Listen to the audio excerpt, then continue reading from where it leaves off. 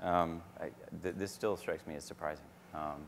And I think, Ken, what would you recommend? I mean, is there, to me, does this mean that people should stop spending a lot of money creating brand imagery, or? Well, I think, I think the creative is extremely important. And actually, this question and answer appear on the Ask Ken site that you referred to. And there's a lot of answers to questions on there. And this was actually a question that was asked through that mechanism. And so I answered it. You can read the whole article there. But it's it's very important to get the creative right. And I think we'll get into some of this a bit later about what are the important things to think about in terms of direct response and branding. Well, let me move on then. So yeah, on the beach, back to the beach. Ken made another enlightening statement. And it's that online response is a brand metric. I think we need to hear some kind of tinkling chime that goes with that. But in other words, that to understand brand health completely, one would like to have access both to information about behavior and information about attitude.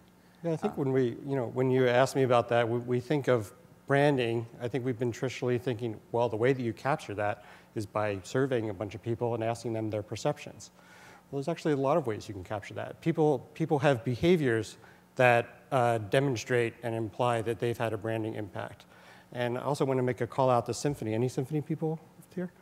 So yeah, Symphony, it should also be thought of in this way too. And Symphony is interesting because when people have been impacted by a brand and their brand perceptions change, they might demonstrate that by what they say online. And so it's a measure of attitude, but it's also a behavior. And so I don't think we should box ourselves in and just say, branding is surveys, behaviors is, weblogs, but really it's just a mixture of them. This is still kind of deep for me, so I want to walk us, and maybe for other people, I'm just particularly slow. Why don't you show a few examples? I'll show a few examples. It may sink in. Yeah, here we are. Ken's team brought for us examples from 3 campaigns that we actually both worked on. That is to say, there was a dynamic logic brand survey, and Compete also analyzed impact of online behaviors. Did this for a mobile handset company.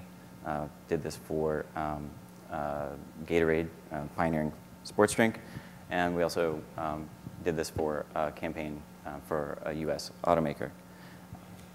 And these were picked not because they were unusual or atypical, but precisely because they were typical. And we wanted to understand how our metrics together might tell a story that's richer than they tell apart. So first, let's look at the mobile handset brand.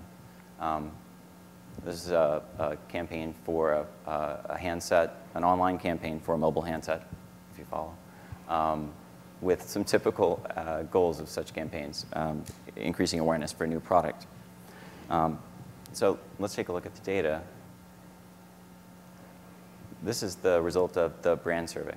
And one of the main outcomes is that the campaign increased aided awareness, one of the primary goals of the campaign.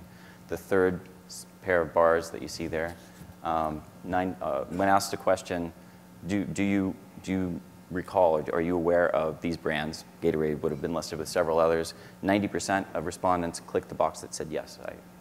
Or pardon, the mobile handset, not Gatorade. Clicked the box that said yes, I'm aware. And among those people not exposed to the ad, in the control group, 86% were aware. So the conclusion is that 4 out of 100 people who otherwise wouldn't have known now know, and now are aware.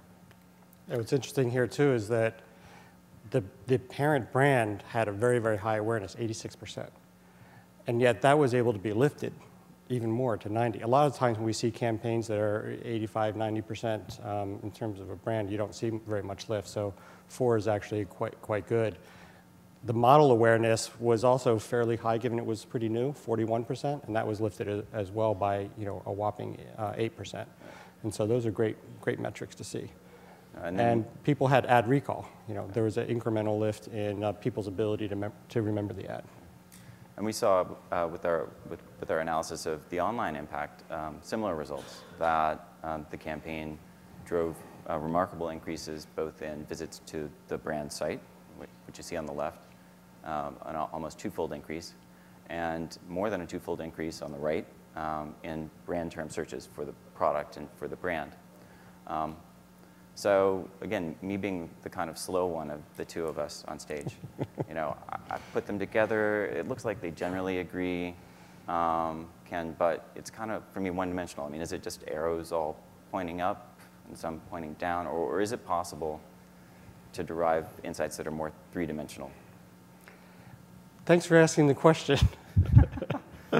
I think it is possible to derive three-dimensional insights, and you know, I think some of the things that you can learn when you look at two kinds of metrics at the same time are things about the creative. You can learn about the audience. You can learn about the targeting, and I think, you know, I'm going to elaborate a bit on that as we get into more of the data.